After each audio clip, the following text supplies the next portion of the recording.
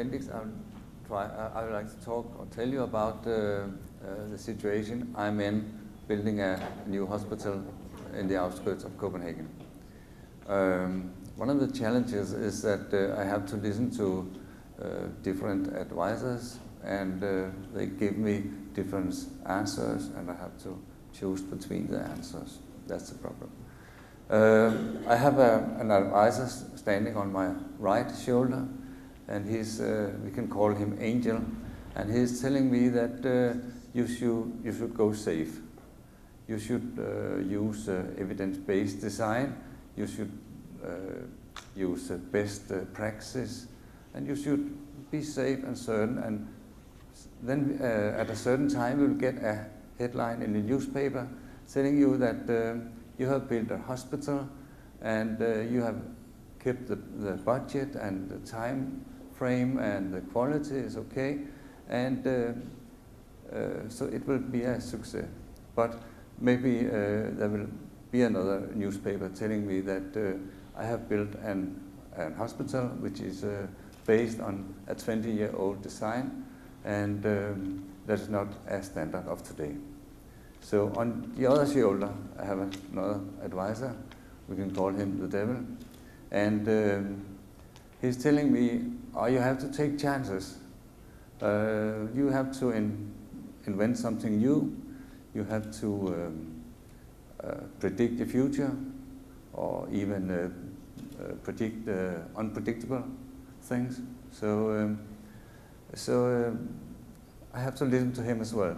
And I see the headlines following his idea, telling me, "Congratulations, you have built a hospital of hospitals.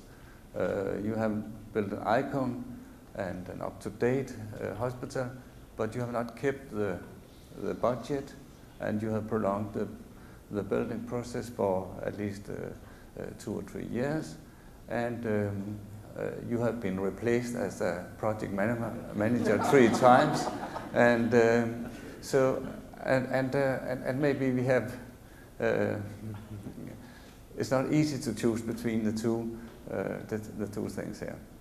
So we have to find a balance or a way to cope with that dilemma. And what I think is that it's important that we are doing our building flexible, elastic, and generalized. Flexible, we could tear a wall down and without any huge effect, or elastic, we could put another floor on the building, or generalized, we could use the room for multi-purpose activities.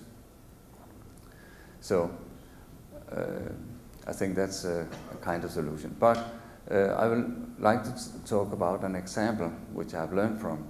It is a hospital in Norway, and 8-10 years ago they had to decide whether they should make a central dispensary of medicine, or they should keep this local medicine room.